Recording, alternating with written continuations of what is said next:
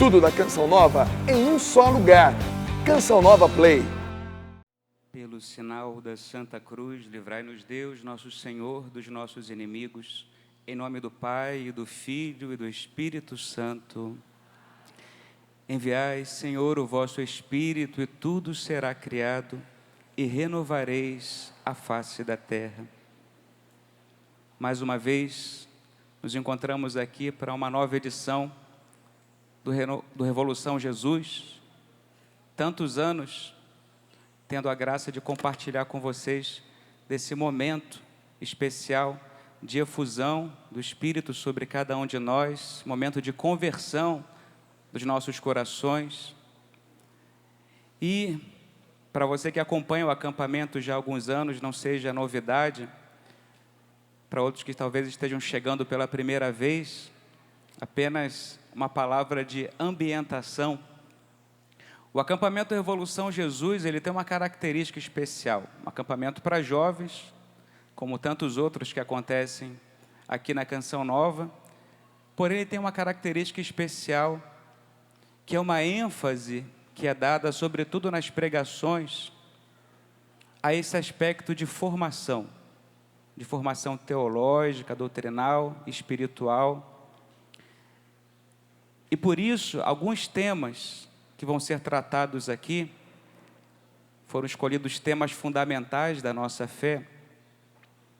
Eles vão ser explorados em alguns momentos, poderão nos dar a impressão de que estamos numa aula de teologia, uma aula sentados na sala de aula com o professor, mas não se trata disso.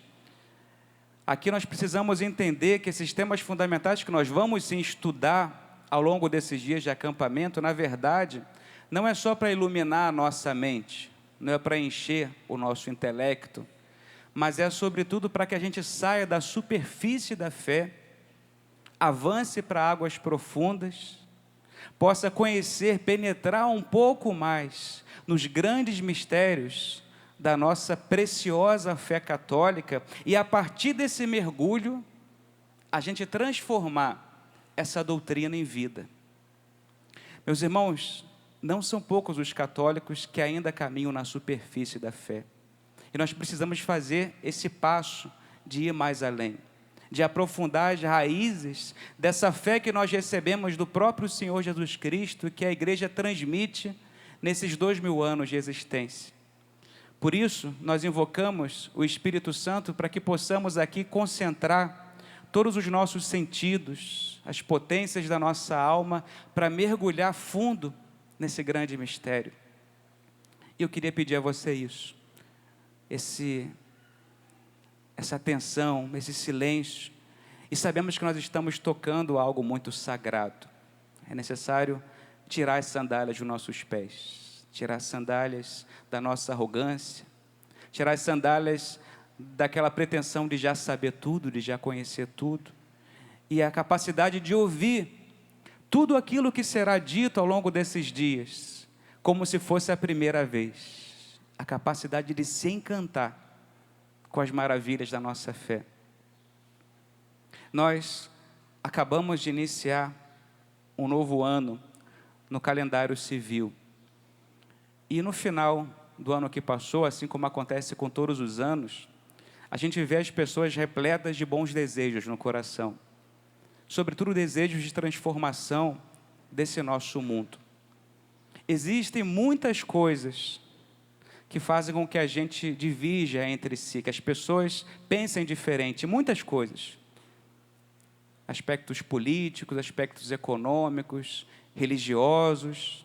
Há muita diferença entre o nosso modo de pensar no mundo de hoje. Mas existe um consenso. Eu penso que é algo que une, entre outras coisas, a todos nós.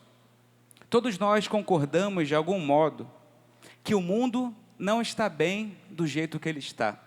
Não é verdade? Você está de acordo com isso? Ou você está satisfeito com o mundo? O mundo está uma beleza? Não está uma beleza. Há um consenso entre todos nós de que o mundo, do jeito que está, não vai bem. Há muita injustiça social que precisa ser resolvida. Há muitas crises nos seios das famílias, da nossa própria família. A gente olha para a nossa família e vê que ainda não somos o ideal que deveríamos ser. A gente olha para a família de Nazaré e compara com a nossa e vê que há muito que ser transformado em nossa casa. Inclusive dentro da própria igreja, a gente olha a situação da igreja hoje e vê que há muita coisa que precisa ser mudada. Enfim, o mundo não está bem do jeito que está. A divergência talvez maior diante disso é que nós pensamos em meios diferentes para alcançar as mesmas coisas. Todo mundo quer que haja menos desigualdade, todo mundo quer que as pessoas se amem de verdade, que haja tolerância, enfim, esse é um desejo latente em cada coração humano. Porém, os modos com os quais nós podemos caminhar para chegar até esses fins, talvez sejam diferentes entre aquilo que a gente pensa, entre os nossos irmãos. Eu queria começar contando aqui uma história, parece um pouquinho pueril a história, possivelmente você já tenha ouvido, mas que pode nos ajudar a dar o pontapé inicial do tema que nós vamos tratar aqui nessa manhã. A história é de um homem que não estava também satisfeito com o mundo em que ele vivia. Esse homem era um cientista social. E ele estava inquieto porque ele tentava descobrir de algum modo, com seus estudos, um meio de tentar melhorar o mundo em que ele vivia.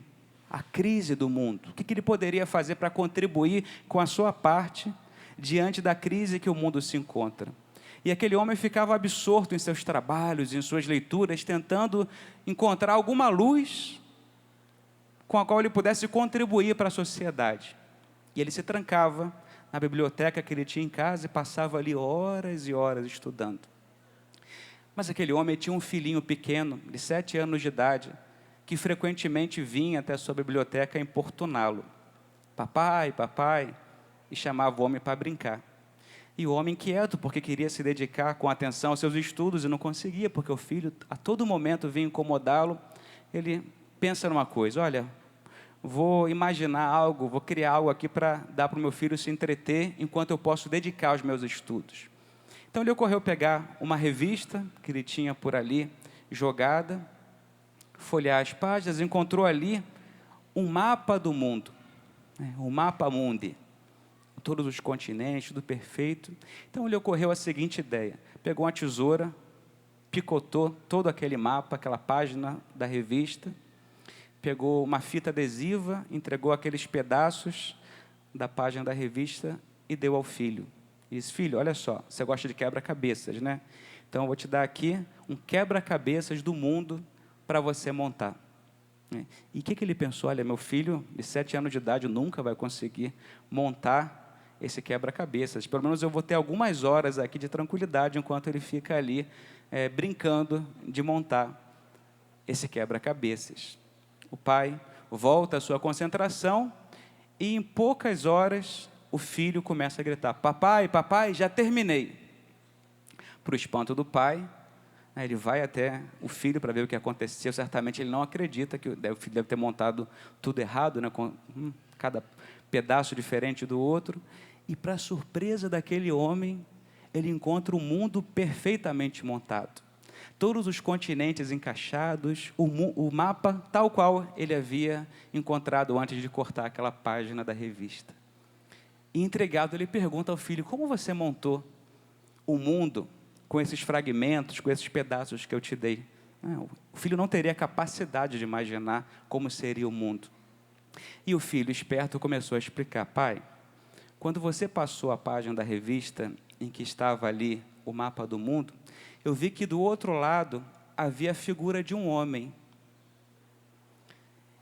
Então, eu comecei a montar o quebra-cabeças do lado contrário. A figura de um homem eu sei montar. E comecei a colar as partes do corpo humano até montar o homem por inteiro. Quando eu virei, lá estava montado o mundo perfeitamente. E aquele homem que buscava em sua sabedoria alguma coisa que ele pudesse fazer para contribuir com o mundo, entendeu tudo. A reforma do mundo, a transformação do mundo fragmentado, passa pela conversão do homem, passa pela edificação do homem. Se o homem continua quebrado, desfeito, meus irmãos, tudo que nós fazemos pelo mundo serão apenas paliativos. Mas o mundo só será transformado eficazmente quando o homem se reformar. Essa é a grande questão. A gente fica na periferia tentando encontrar soluções políticas, econômicas, sociais para o nosso mundo e esquece que o grande problema do mundo sou eu e é você. Enquanto a gente não se transformar, enquanto a gente não ser aquilo que devemos ser, o mundo continuará como está. Não são políticos que transformarão o mundo, não são reformas sociais ou econômicas que acabarão com as injustiças no mundo, mas é a conversão do homem. Essa crise que existe no mundo, da qual todos nós estamos de acordo, é uma crise de santos. O nosso mundo só vai mudar quando houver santos que possam transformar esse mundo como fermento na massa, a partir de dentro. É aí que começa a verdadeira transformação. Mas a questão chave aqui é: qual é esse homem que nós precisamos montar? Quem é esse homem? Nós vivemos num mundo tão doente, tão enfermo, que o homem perdeu a referência de quem ele é. O homem vai se perdendo tanto, de tal modo, que às vezes a gente não reconhece mais a humanidade. A gente olha os homens hoje cometendo tantas atrocidades, tantas maldades, que se pergunta: onde está o ser humano? Nós vamos nos bestializando, nos tornando como animais. A gente vai perdendo a nossa própria essência. E a igreja, a nossa igreja, tem muito a dizer-nos acerca do homem, de quem ele é. Nos ensina a doutrina da igreja que o mistério do homem só se esclarece no mistério do Verbo encarnado. Veja que interessante. Essa foi a frase que conduziu todo o pontificado do Papa São João Paulo II. Nós encontramos no documento da Igreja do Concílio Vaticano II, a Gaudium et Spes.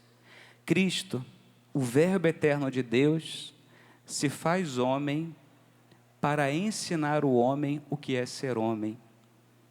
Meus irmãos, se nós quisermos ter a referência do homem perfeito, o nosso modelo, o nosso paradigma não é outro senão o próprio Cristo.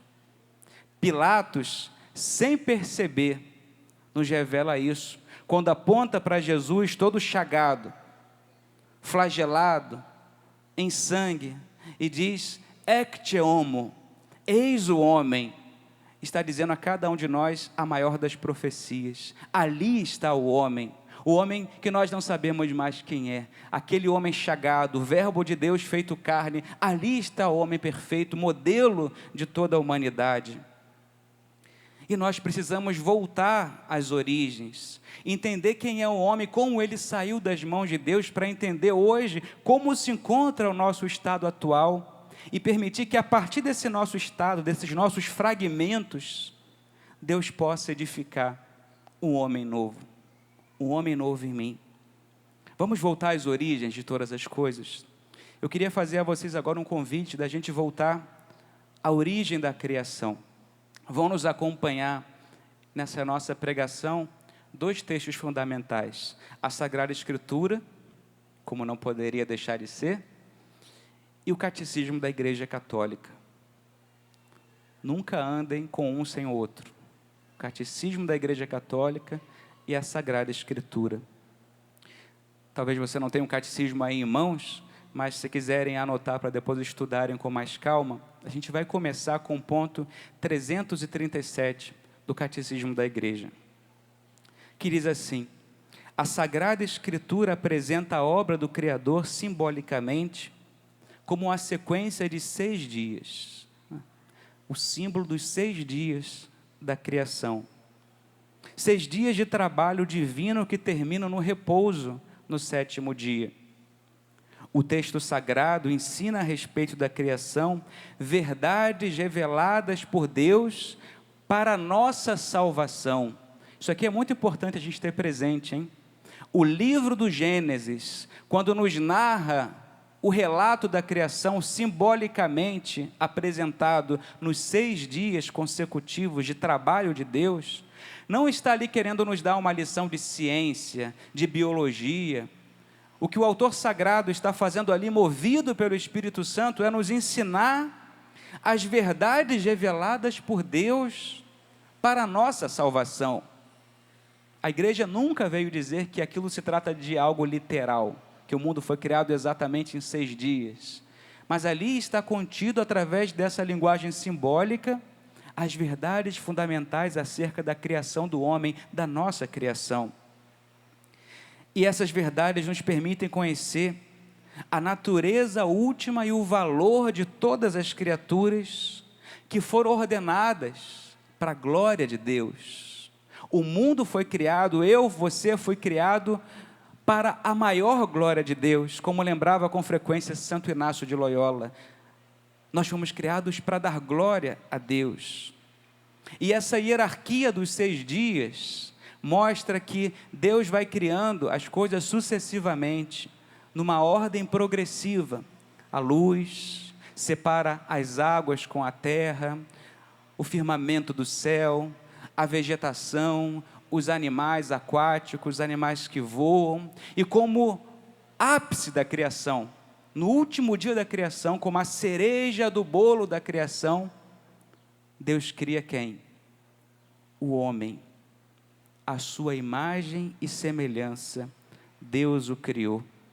Meus irmãos, nos ensina a igreja que o homem é o ponto culminante da criação de Deus.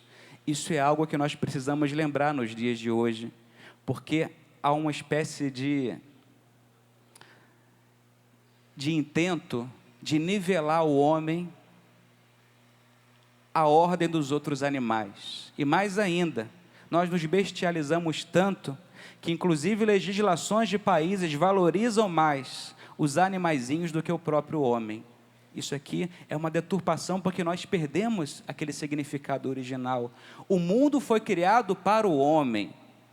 Nós somos o ápice da criação de Deus. Não significa que temos de tratar os animais, se trata disso, mas tudo foi criado para nós e nós fomos criados para Deus. Há uma hierarquia entre os seres. Isso que se fala hoje com tanto desprezo, o que chamam de especicismo, como se uma espécie fosse melhor do que a outra. É verdade, o homem é sim mais valioso do que os outros animais, porque nós somos, nos ensina a igreja, a única criatura que Deus quis por si mesma. Deus nos quis por si mesmo, por nós mesmos, melhor dizendo. E esse homem que sai das mãos de Deus, que é feito de corpo e de alma, que é feito à imagem e semelhança de Deus, ele foi criado bom, e Deus viu que era bom, e Deus nos criou num estado de amizade com Ele. É importante agora a gente entender os passos que a gente vai fazer aqui. Esse homem que sai bom das mãos de Deus, Deus viu que era bom, ele é criado num estado de amizade com Deus, com seu Criador, e com as demais criaturas. No início de todas as coisas havia uma harmonia na natureza. O homem vivia bem com Deus e com os demais seres, com toda a criação que o rodeava. E segue agora o catecismo da igreja, interpretando de modo autêntico o simbolismo da linguagem bíblica, à luz do Novo Testamento da tradição, ensina a igreja que os nossos primeiros pais, Adão e Eva, foram constituídos num estado de santidade e justiça originais. Esta santidade original era uma participação na vida divina. Nós fomos criados participando da vida de Deus. Nós vivíamos em comunhão com Deus. Essa comunhão de amizade íntima, de intimidade, isso que a igreja chama de estado de justiça e santidade originais. Assim nós saímos das mãos de Deus. E assim deveria ser até hoje, se não tivesse ocorrido algo na história da humanidade.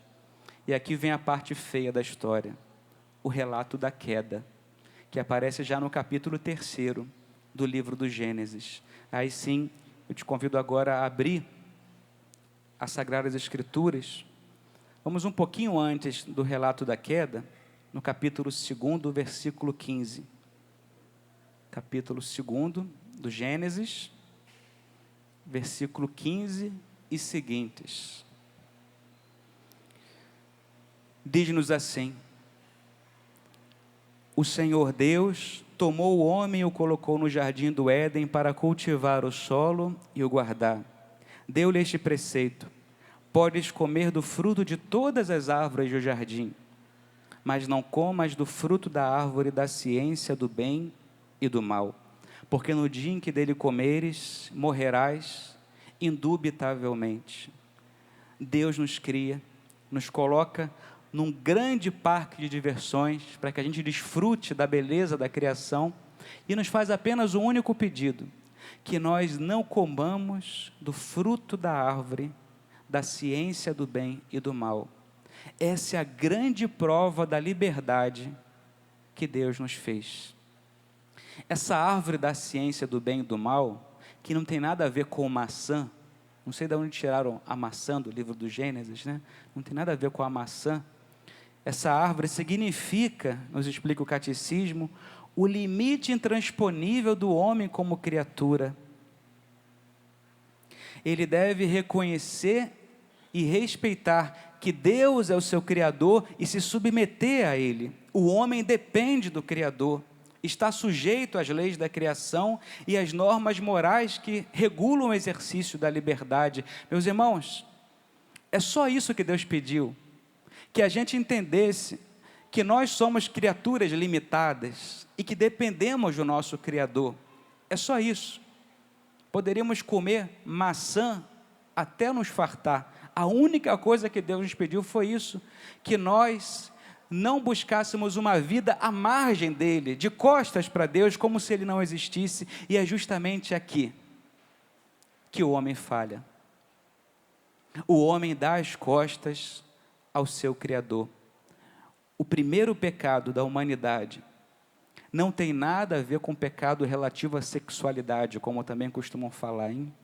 O pecado dos nossos primeiros pais, o pecado original, não tem nada a ver com sexo, tem a ver com uma desobediência.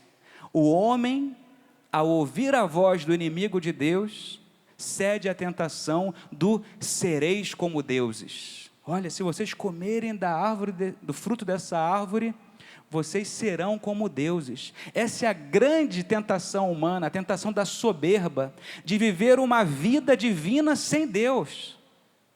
Deus nos criou para viver uma vida divina. Deus nos criou para nos divinizar, nos ensinam os padres da igreja, mas essa divinização é participação na vida dele, não é a vida à margem dele. O grande problema do homem é que ele quis ser como Deus, mas sem Deus. Essa foi a grande tentação humana diante da qual ele cedeu, o homem cedeu. Querer ser como Deus, porém sem Deus. Sem Deus. E o que acontece depois daí? Meus irmãos, depois desse ato de desobediência dos nossos primeiros pais, acontecem várias consequências na vida deles. E agora eu gostaria de, seguindo o catecismo, enumerar algumas dessas consequências. Vamos à primeira delas. O que aconteceu então com o homem depois do pecado original, depois desse ato de desobediência? A primeira coisa que nos ensina o catecismo: pelo pecado dos nossos primeiros pais, o diabo adquiriu um certo domínio sobre o homem, embora este permanecesse livre. O diabo passou a exercer um certo domínio sobre nós, sobre nossa humanidade. Muitas vezes a gente esquece disso, mas o Senhor nos lembra que o demônio é o príncipe deste mundo, que esse mundo de algum modo está sujeito à ação do demônio, e que a nossa vida também, depois que o pecado entra na história, também de algum modo se sujeita ao influxo de Satanás. Por isso que na celebração do batismo, a igreja realiza, em um determinado momento do rito, o rito do exorcismo. Dentro do batismo, não sei se vocês sabem disso, mas dentro da celebração do batismo há um momento, assim é chamado, de exorcismo. das crianças ou dos adultos que são batizados. Na liturgia antiga, isso aparecia com maior evidência, hoje nem tanto, mas existe ainda hoje. Não se trata de possessão demoníaca, né? A criança que está ali sendo batizada não é que seja possuída pelo demônio, não é isso. Mas há um certo influxo do demônio naquela pessoa, e por isso o sacerdote pede a Deus que liberte aquela criatura da ação do maligno. Esse momento é um momento de exorcismo, e a gente precisa lembrar disso, porque na igreja, aquilo que a gente reza é aquilo que a gente crê. Lex orandi, lex credendi. A liturgia faz isso porque nós cremos nisso, nesse influxo do demônio. Qual a segunda consequência que acontece no homem? A harmonia em que os homens viviam, graças à justiça original, ficou destruída e o domínio das faculdades espirituais da alma sobre o corpo foi quebrado. Ou seja, aquela harmonia que existe em nosso interior, ela é rompida. Por isso, há essa rebelião em nós, do corpo com o espírito. Quando São Paulo diz que os desejos da carne são contrários aos desejos do espírito, e nós experimentamos isso tantas vezes em nossa natureza, em que a alma deseja a Deus, e a gente percebe que o corpo aspira a outras realidades diferentes dessa. Esse conflito que existe no homem é uma das consequências do pecado original. Outra consequência, a harmonia que existia entre toda a criação, ela se desfaz.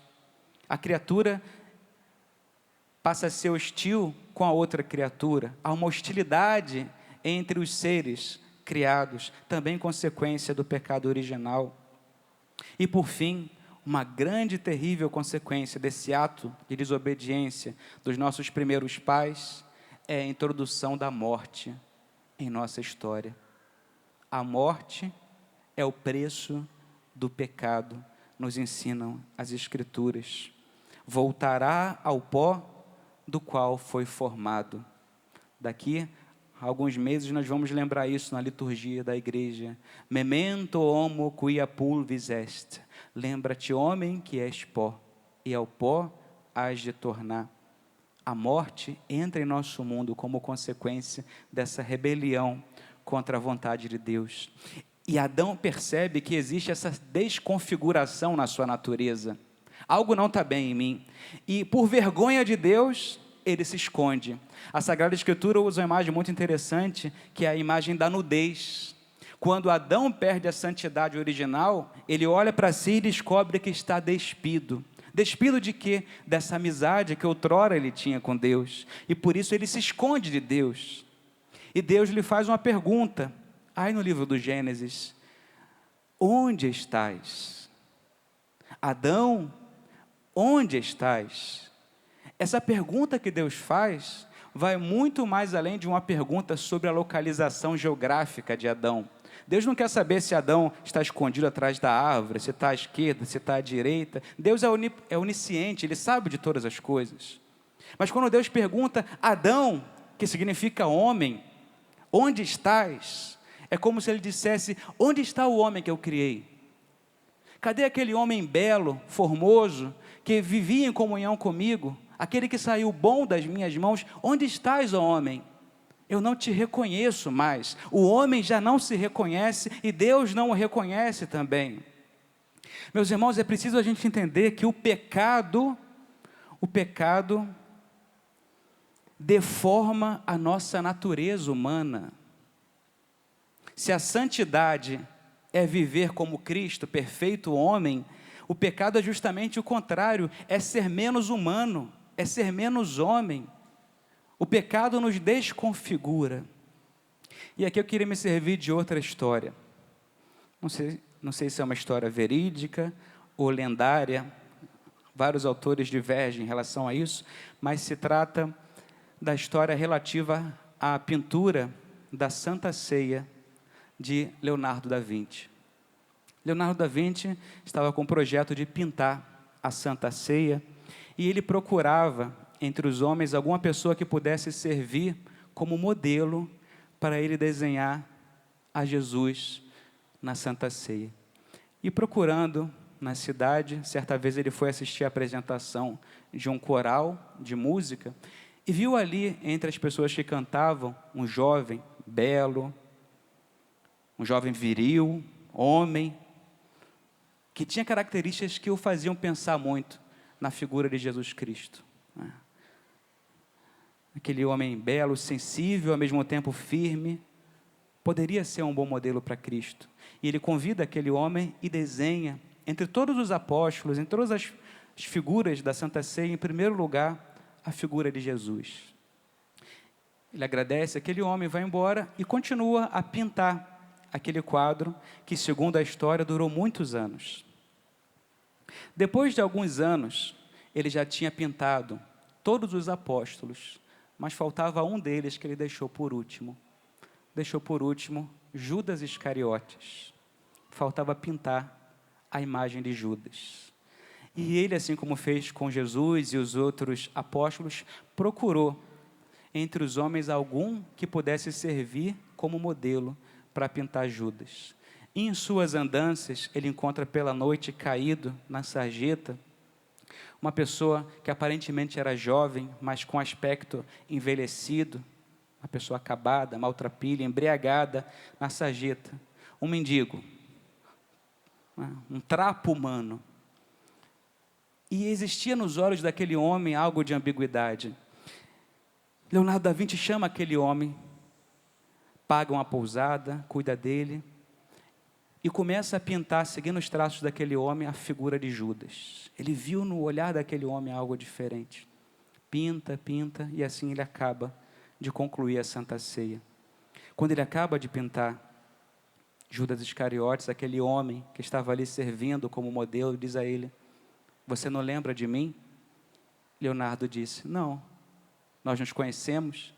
"Sim, eu sou aquele mesmo que você usou para servir de modelo como Jesus."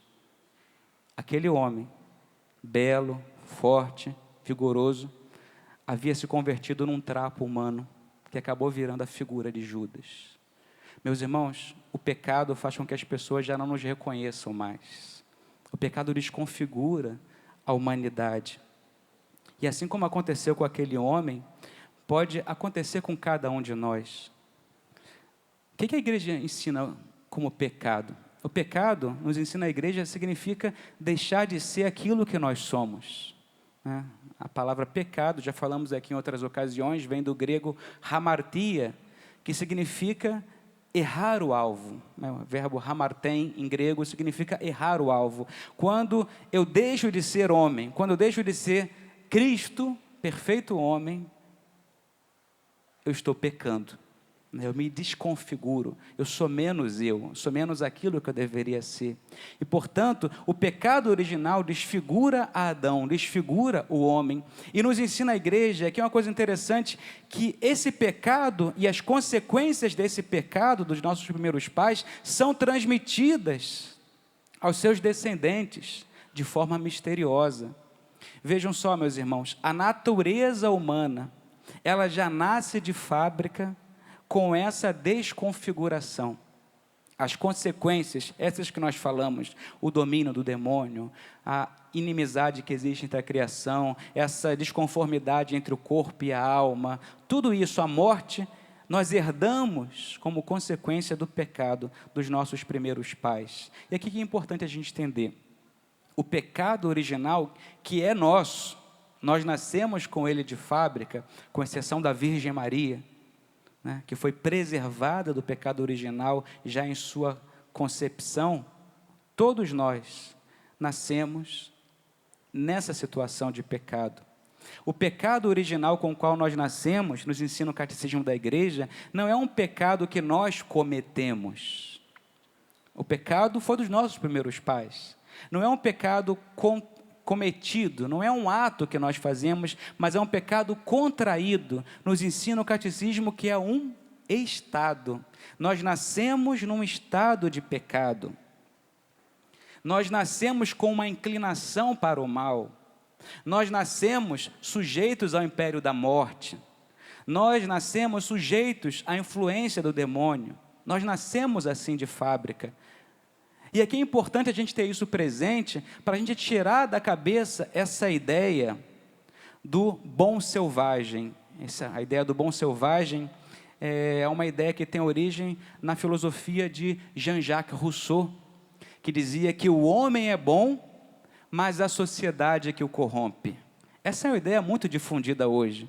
As pessoas são ruins porque a sociedade faz com que elas sejam ruins, né? As pessoas são vítimas da sociedade.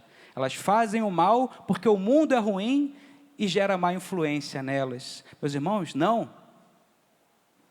Nós cometemos o mal porque somos suficientemente maus. É importante a gente entender isso. No nosso interior há joio e trigo. São Filipe Neri, em sua oração, dizia a Deus com a consciência dessa sua fraqueza: Senhor, desconfie de Filipe, desconfie de mim, porque a qualquer momento eu posso te trair. Nós temos essa limitação em nós temos esse conflito em nossa própria natureza, nós herdamos isso de nossos pais. É certo que a influência da sociedade, uma sociedade ruim, pode fazer com que nós nos tornemos piores, mas a sociedade ruim, na verdade, revela quem a gente é.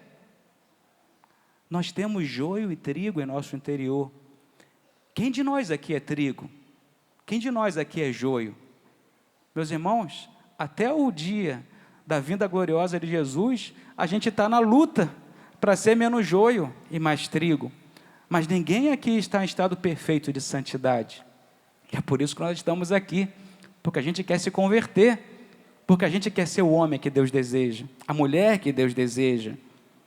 E ignorar que o homem tem uma natureza ferida, uma natureza inclinada para o mal, gera graves erros no campo da educação, da política, de onde quer que seja. Não podemos ignorar isso. Se alguém nascer numa ilha deserta, sem contato nenhum com os homens, vai nascer também com o pecado original.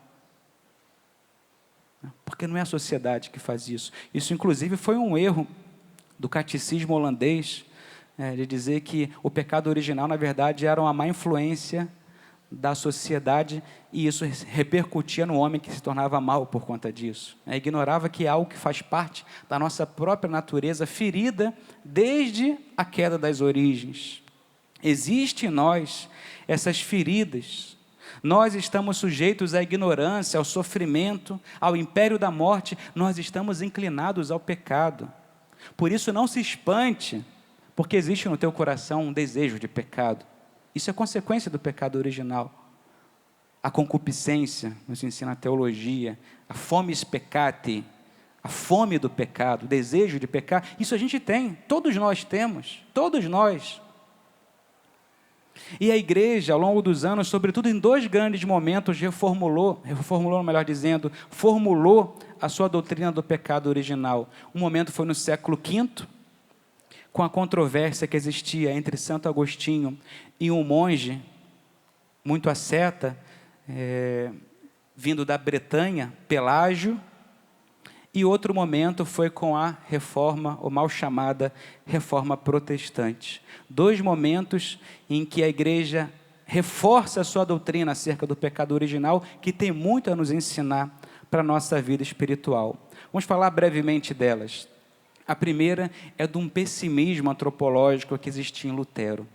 Lutero identificava a concupiscência, nós acabamos de falar dela, é uma das consequências do pecado original.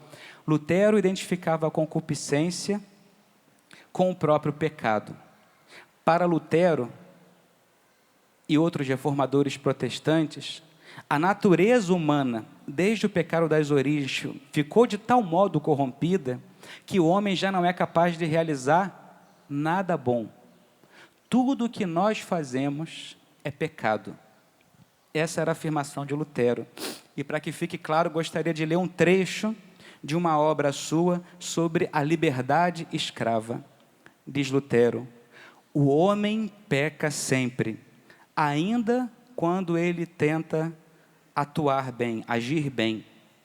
O homem está tão corrompido que nem sequer Deus pode resgatá-lo de sua podridão. O único que é possível a Deus é não ter em conta os pecados do homem. Ou seja, o homem está tão podre que Deus não pode nem sequer resgatá-lo da sua maldade. O que Deus pode fazer é encobrir o pecado do homem. E aqui Lutero usa uma imagem muito interessante, a imagem do esterco e da neve. A podridão do homem, ele compara com o esterco, né?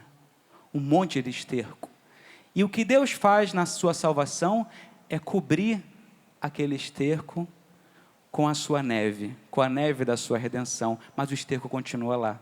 O homem não é transformado. Por isso, diz Lutero, o homem é simul iustus et peccator, simultaneamente justo e pecador. Ele não se torna santo.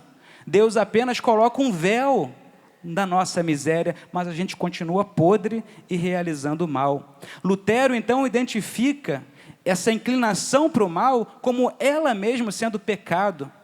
E, meus irmãos, talvez você já tenha pensado isso alguma vez. Na história da igreja, o jansenismo, com matiz diferente, defendeu uma ideia semelhante. E às vezes nós caímos também nessa ideia, de achar que a inclinação ao pecado já seja pecado, de que tudo que a gente faz já é algo pecaminoso. E aqui entra a consciência escrupulosa. A pessoa fica enferma, achando que qualquer coisa que ela faz é pecado.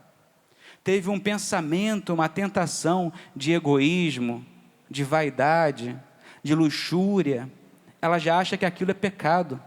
Tive uma tentação, uma imaginação de preguiça, já estou pecando. E há pessoas que vivem assim de forma tão tormentosa, que não conseguem sair do confessionário, mas não por virtude, senão por uma doença da alma. Ela acha que tudo que ela faz é pecado. Ela não entende que há em sua natureza uma inclinação para o mal. Meus irmãos, até o final da nossa vida, a gente vai sentir inclinação à preguiça, à sensualidade, ao egoísmo, à avareza, até o final da nossa vida. Sabe quando a soberba morre em nós? Sabe quando ela morre? 1 hora depois que a gente morre. Até o final da nossa vida a gente vai ter inclinação para ser soberbo. Ou seja, isso faz parte da nossa condição e a gente precisa ser realista. Só que essa concupiscência não tira a minha liberdade. E aqui está o grande erro de Lutero, achar que nós não somos livres, que nós somos reféns do pecado, e nós não somos. O outro autor que nós citamos aqui, Pelágio, se Lutero era pessimista ao extremo, Pelágio é otimista ao extremo. Pelágio dizia o seguinte, meus irmãos, que a nossa força natural, sem necessidade da graça de Deus, pode fazer com que a gente leve uma vida santa, uma vida boa. Ou seja, para ele, o pecado original é apenas um mau exemplo que Adão nos deu. O pecado de Adão não se transmite em nossa natureza para Pelágio. Para ele é apenas um mau exemplo que Adão nos deu. A nossa natureza continua pura como saiu das mãos do Criador. E, portanto, se a gente quiser fazer o certo, se a gente quiser fazer o bem, a gente vai conseguir. Eu quero, eu posso. Os gurus modernos afirmam isso, hein? Tudo você pode, basta querer. Né? É só você querer que você pode alcançar tudo. Mentira! Mentira, porque há diversas limitações em mim. Eu não posso tudo o que eu quero, porque eu não sou o Criador, eu não sou o Senhor do céu e da terra.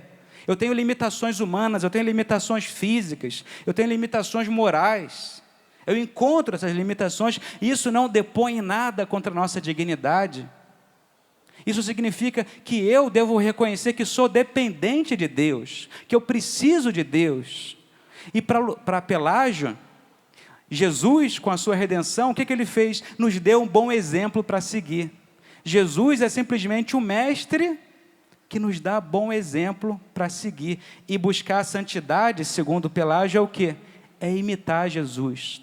Imita Jesus com as tuas forças. Meus irmãos, mas uma experiência minha, uma experiência tua, é que a gente não consegue imitar Jesus com as nossas forças naturais. É muito difícil e mais ainda é impossível. A meta a qual o Senhor nos chama, humanamente, é impossível de ser alcançada. Às vezes a gente se pergunta, poxa, eu luto para viver a castidade, eu fujo das ocasiões e não consigo. Por quê? Por quê? Por quê? Eu luto para falar menos mal das pessoas e continuo falando, não consigo me vencer, por que eu não consigo? Faço tanto esforço, tanta sese. Talvez, meus irmãos, é porque você ainda esteja vivendo no pelagianismo, de achar que você quer e pelas suas próprias forças você vai conseguir. Jesus para nós não é apenas um bom exemplo a ser imitado, Jesus é o meu Salvador, Jesus é o meu Redentor. A santidade não significa imitar Jesus como alguém externo a mim, a santidade significa deixar que Ele viva em mim, é viver a vida dEle.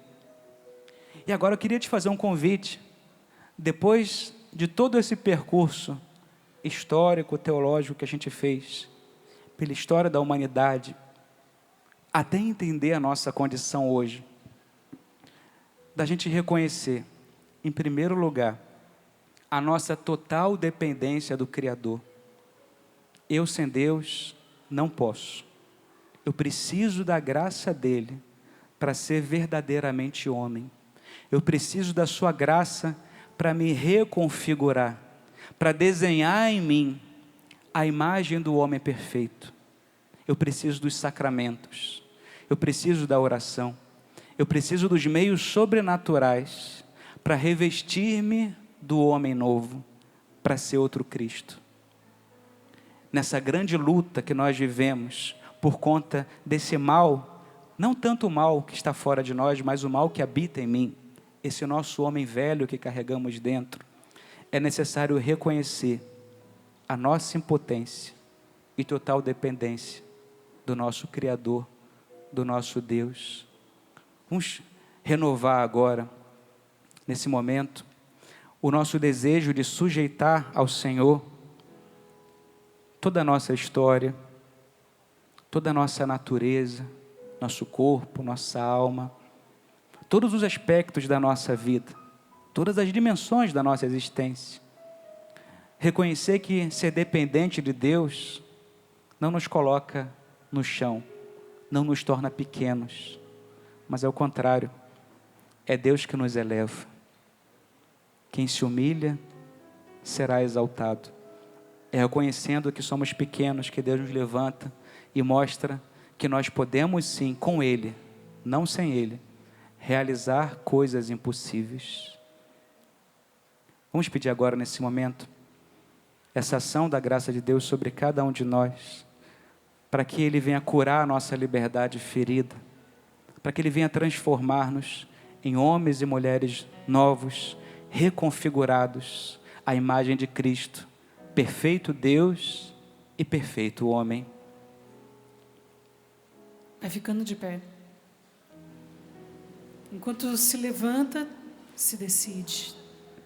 Eu quero ser cada vez mais configurado a Cristo, semelhante a Cristo, apaixonado por Cristo. Eu te encontrei, não vou te deixar. Jesus, ensina-me a te amar. Reza cantando assim: eu te encontrei, eu te encontrei. Não vou te... Então me ensina o caminho. Jesus, ensina-me a te amar. Eu quero sim, eu quero me apaixonar cada vez mais. Eu quero me apaixonar por ti, Jesus, e só contigo ficar, e só pra te olhar. Eu quero sim. Tudo da Canção Nova em um só lugar. Canção Nova Play.